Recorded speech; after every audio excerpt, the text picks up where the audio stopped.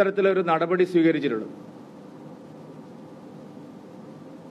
എല്ലാ ദിവസവും നടത്തുന്ന പ്രചാരണങ്ങളിൽ വസ്തുതാവിരുദ്ധമായ കാര്യങ്ങളാണ് അവതരിപ്പിക്കുന്നത്.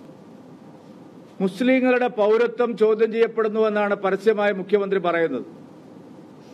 എന്ത് വിവരത്തിന്റെ അടിസ്ഥാനത്തിലാണ് സംസ്ഥാന മുഖ്യമന്ത്രി മുസ്ലിങ്ങളുടെ പൗരത്വം ചോദ്യചിഹ്നമായി മാറുന്നുവെന്നുള്ള പ്രസ്താവന നടത്തിയത്? മുഖ്യമന്ത്രിയുടെ ആ പ്രസ്താവനയും ചട്ടലംഘനമാണ്. CAA-യിൽ എവിടെയും ഏതെങ്കിലും ഒരു മതവിഭാഗത്തിൽപ്പെട്ട ആളുകളുടെ പൗരത്വം നിഷേധിക്കുന്നില്ല. പകരം അഭയാർത്ഥികളായി വരുന്നവർക്ക് പൗരത്വം നൽകുന്ന പ്രക്രിയയാണ്. പക്ഷേ മുസ്ലിങ്ങളെ ഒറ്റതിരിഞ്ഞ് വേട്ടയാടുകയാണെന്നും പൗരത്വം നിഷേധിക്കുകയാണെന്നും സംസ്ഥാനത്തിന്റെ മുഖ്യമന്ത്രി എല്ലാ ദിവസവും പ്രചരണം നടത്തുകയാണ്. തെരഞ്ഞെടുപ്പ് കമ്മീഷൻ വളരെ വ്യക്തമായി പറഞ്ഞിട്ടുണ്ട്, വ്യാജ പ്രചരണങ്ങൾ നടത്താൻ പാടില്ല എന്നുള്ളത്. മുഖ്യമന്ത്രി വ്യാജ പ്രചരണമാണ് നടന്നത്. മുസ്ലിങ്ങളുടെ പൗരത്വത്തെ ചോദ്യം ചെയ്യുന്നു എന്നുള്ള മുഖ്യമന്ത്രിയുടെ പ്രസ്താവന വ്യാജ പ്രചാരണത്തിന്റെ കണക്കിലാണ് പെടുന്നത്. വ്യാജ പ്രചാരണം നടത്തുന്നത് തെരഞ്ഞെടുപ്പ് ചട്ടങ്ങളുടെ ലംഘനമാണ്.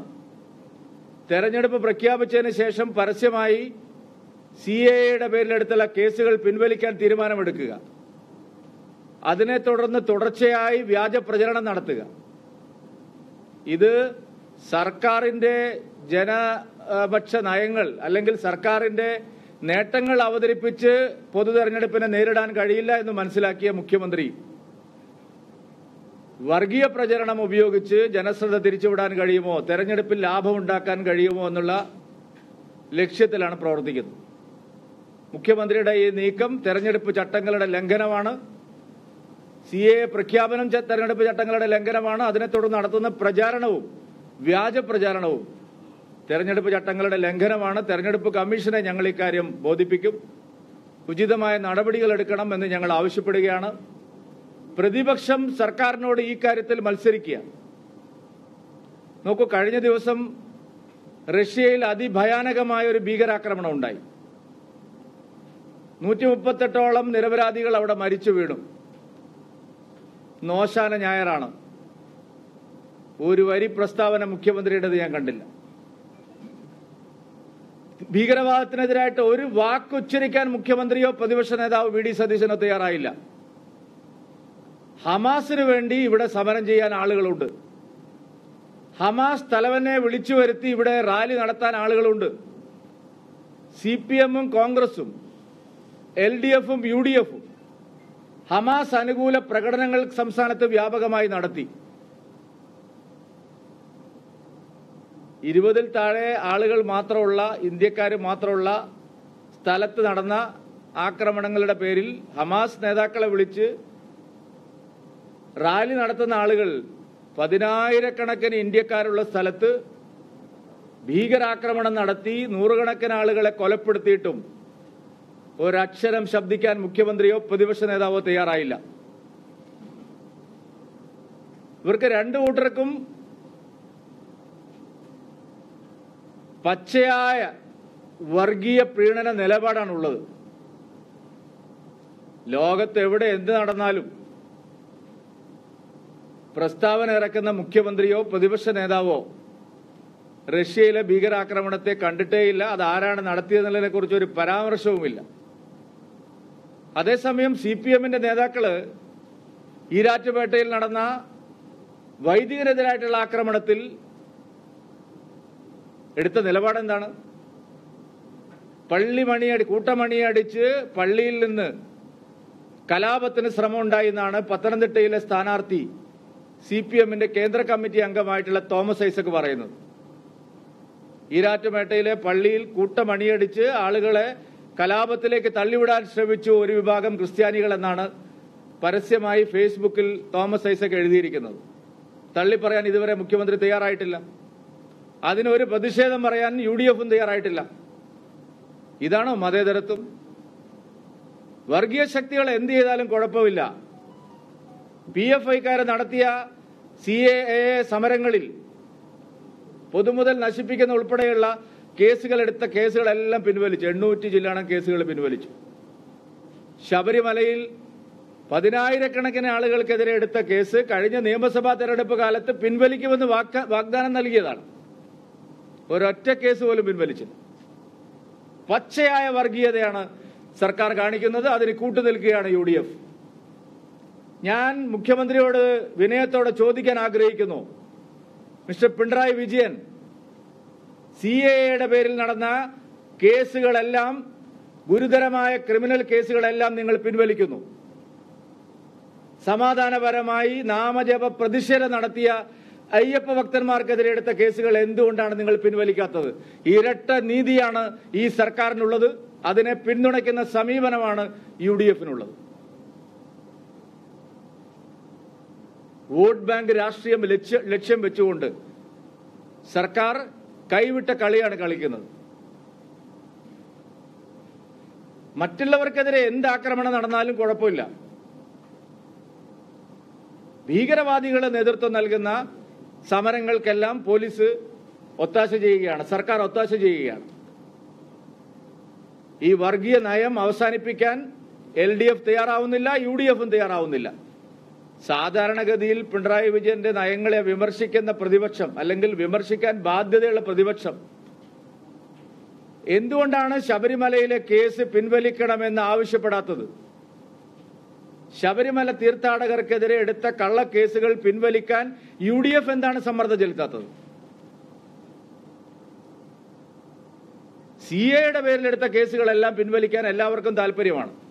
പിൻവലിച്ചതിനെ കുറിച്ച് സർക്കാരിന് നയത്തിനോട് പ്രതിപക്ഷത്തിന് വിയോജിപ്പില്ല. തെരഞ്ഞെടുപ്പ് പ്രഖ്യാപിച്ചതിന് ശേഷം തീരുമാനമെടുത്തതിനോടും പ്രതിപക്ഷത്തിന് വിയോജിപ്പില്ല. എന്റെ ചോദ്യം, എന്താണ് ശബരിമല തീർത്ഥാടകർ രണ്ടാനമ്മയുടെ മക്കളാണോ? അവരോട് എന്താണ് ഇരട്ട നീതി? ഒരു വിഭാഗത്തിന് മാത്രം പ്രത്യേക നീതി, മറ്റുള്ളവർക്ക് എല്ലാ കാലത്തും അവഗണന എന്നുള്ള സമീപനമാണ് മതേതരത്വത്തിന്റെ കാര്യത്തിൽ കേരളത്തിൽ നടക്കുന്നത്. പക്ഷപാതപരമായ സമീപനമാണ് കേരളത്തിൽ നടക്കുന്നത്. LDFും UDFും വർഗീയ പ്രീണന നയമാണ് എടുക്കുന്നത്. CAA കേസ് പിൻവലിച്ചാൽ ശബരിമല കേസും പിൻവലിക്കണം. ശബരിമല കേസ് നിലനിർത്തുകയും CAA കേസുകൾ പിൻവലിക്കുകയും ചെയ്യുന്നത് നഗ്നമായിട്ടുള്ള സ്വജനപക്ഷപാതിത്വമാണ്. അത് വർഗീയ പ്രീണനമാണ്.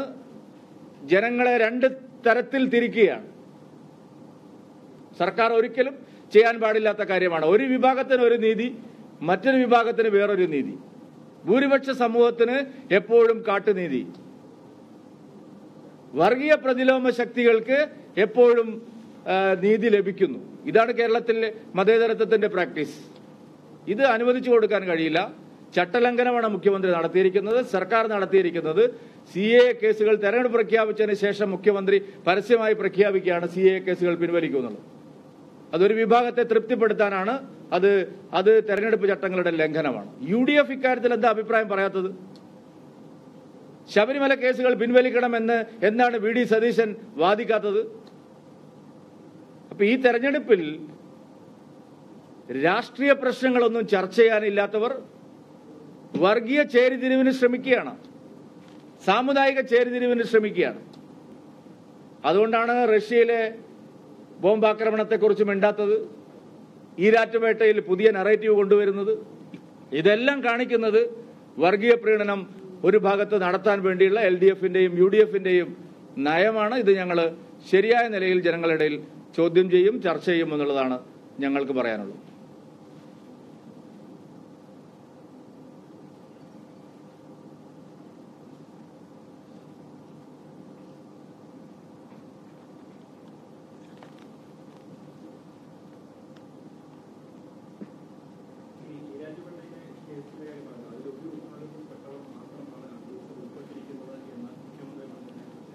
അല്ല, അതിന് വിരുദ്ധമായിട്ടല്ലേ ഇപ്പോൾ സ്ഥാനാർത്ഥി പറയുന്നു. പത്തനംതിട്ടയെ ഭരിക്കാൻ ഇറങ്ങിയിരിക്കുന്ന ആൾ പറയുന്നത് ഈരാറ്റുപേട്ടയിൽ ക്രിസ്ത്യാനികൾ കൂട്ടമണി അടിച്ച് അവിടെ കലാപത്തിന് ശ്രമിച്ചു എന്നല്ലേ. അതെന്താണ് ചോദിക്കാത്തത്?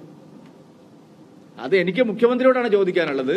മുഖ്യമന്ത്രി ആദ്യം പറഞ്ഞ നിലപാടിൽ നിന്ന്, പോലീസ് എടുത്ത സമീപനത്തിൽ നിന്ന് എങ്ങനെയാണ് തെരഞ്ഞെടുപ്പ് വരുമ്പോൾ മാറ്റി പറയുന്നത്? മുഖ്യമന്ത്രി എടുത്ത നിലപാട്, നേരത്തെ പോലീസ് എടുത്ത നിലപാട് ഒറ്റയടിക്ക് മാറുകയാണ്. എന്താണ് അതിന്റെ കാരണം?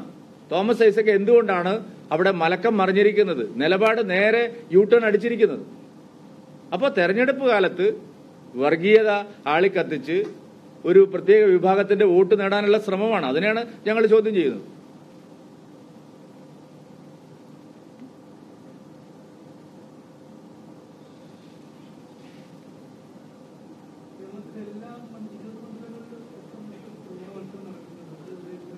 എല്ലാ മണ്ഡലങ്ങളിലും ത്രികോണ മത്സരം തന്നെയാണ്.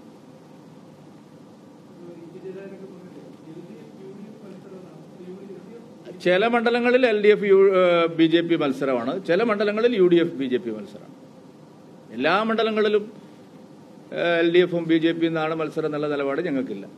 കുറേ മണ്ഡലങ്ങളിൽ UDFും BJP NDAയും തമ്മിലുള്ള മത്സരമാണ്, കുറേ മണ്ഡലങ്ങളിൽ LDFും NDAയും തമ്മിലുള്ള മത്സരമാണ്.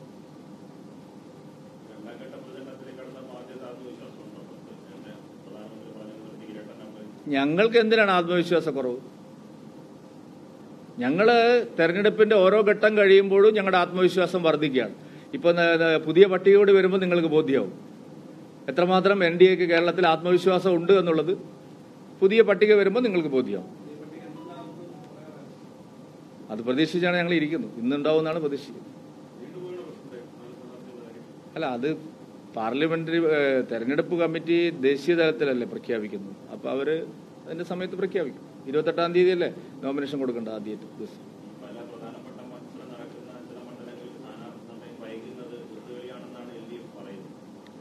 LDFും UDFും പരസ്യമായിട്ട് ഇവിടെ കൈകോർത്ത് മുന്നോട്ട് പോവുകയാണ്.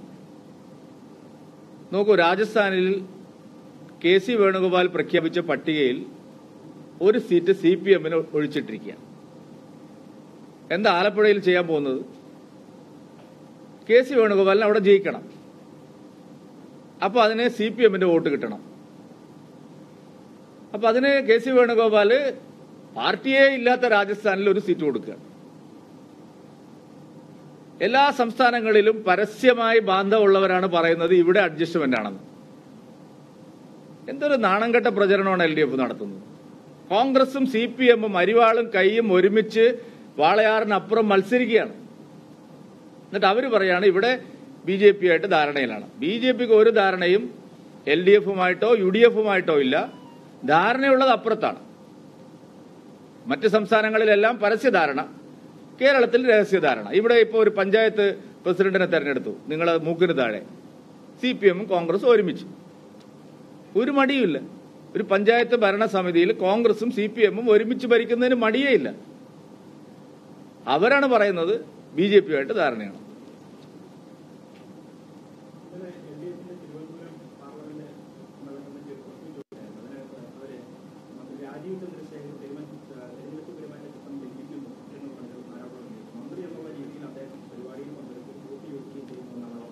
മന്ത്രിയാണല്ലോ, പരാജയം മണക്കുന്നു. വിജയകുമാറിന്റെ പത്രസമ്മേളനം ഞാൻ കണ്ടു. ഇത്ര നേരത്തെ ഇങ്ങനെ മുൻകൂർ ജാമ്യം എടുക്കണോ? CPMന് കാര്യം പിടികിട്ടി. രാജീവ് ചന്ദ്രശേഖർജിയാണ് ഇവിടെ ജയിക്കാൻ പോകുന്നത് എന്നുള്ള കാര്യം CPMന് നേരത്തെ പിടികിട്ടി. പക്ഷെ അത് അവരിങ്ങനെ പരസ്യമായിട്ട് എന്തിനാണ് പറയുന്നത്? രാജീവ് ചന്ദ്രശേഖരൻ മന്ത്രിയല്ലെന്ന് ആർക്കെങ്കിലും പറയാൻ പറ്റുമോ? അടുത്ത സർക്കാർ വരുന്നവർ ഇവരൊക്കെ മന്ത്രി തന്നെയാണ്. അല്ല, എന്താണ് ദുരുപയോഗം ചെയ്തിരിക്കുന്നത്? എന്താണ് എനിക്ക് മനസ്സിലാവുന്നില്ല. അദ്ദേഹം എന്ത് പദവിയാണ് ദുരുപയോഗം ചെയ്തിരിക്കുന്നത്? ഔദ്യോഗിക പരിപാടിയല്ല. PN പണിക്കർ ഫൗണ്ടേഷൻ എങ്ങനെയാ ഔദ്യോഗിക പരിപാടിയാവുന്നത്? എല്ലാ സ്ഥാനാർത്ഥികളെയും വിളിച്ചില്ലേ? ഇന്നലെ നടന്ന 3 പരിപാടികൾ ഞാൻ നോക്കി. 3 പരിപാടിയിലും എല്ലാവരെയും വിളിച്ചിട്ടുണ്ട്. അപ്പോൾ വിജയകുമാറിന് മനസ്സിലായി ഇവിടെ രാജീവ് ചന്ദ്രശേഖരാണ് ജയിക്കാൻ പോകുന്നത്. അപ്പോൾ അത് അണികൾക്ക് എന്ത് സന്ദേശമാണ് നൽകാൻ പോകുന്നതെന്നാണ് എന്റെ സംശയം. പന്ന്യൻ രവീന്ദ്രനെ വഴിയാതരാക്കുവോ? പണ്ടേ പന്ന്യനെ വഴിയാധാരാക്കാൻ ചില ആളുകൾ ശ്രമിച്ചിട്ടുണ്ട്. ആ വഴിയാധാരം ആയതിൽ നിന്ന് അദ്ദേഹം ഇപ്പോൾ ഒരു സീറ്റ് കിട്ടിയിട്ട് ഇങ്ങനെ കയറി വന്നതാണ്. അദ്ദേഹത്തെ വീണ്ടും വഴിയാധാരമാക്കാനുള്ള പരിപാടിയാണോ നടത്തുന്നത് എന്നുള്ള സംശയം ഞങ്ങൾക്കുണ്ട്.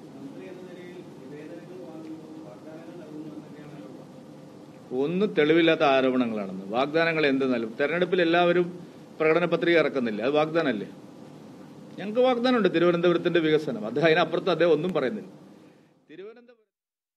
മാറ്റിവെച്ച 4 സ്ഥാനാർത്ഥികളുടെ പ്രഖ്യാപനവും ഇന്നുണ്ടാകില്ല എന്ന് സുരേന്ദ്രൻ തന്നെ വ്യക്തമാക്കുന്നു. നാളെ അല്ലെങ്കിൽ 28-ന് മുമ്പായി, നോമിനേഷന് മുമ്പായിട്ടാണ് സ്ഥാനാർത്ഥികളെ പ്രഖ്യാപിക്കുക. ദേശീയ തലത്തിലാണ് സ്ഥാനാർത്ഥികളെ പ്രഖ്യാപിക്കുന്നത്. അതിൻ്റേതാണ് താമസം എന്നാണ് സുരേന്ദ്രൻ്റെ വിശദീകരണം. എന്തായാലും കൊല്ലം, എറണാകുളം, വയനാട് അടക്കമുള്ള 4 മണ്ഡലങ്ങളിൽ BJP സ്ഥാനാർത്ഥികളെ ഇന്നും പ്രഖ്യാപിക്കില്ല എന്ന് ഉറപ്പാകുന്നു. സുരേന്ദ്രൻ തന്നെ അത് വ്യക്തമാക്കുകയും ചെയ്യുന്നു.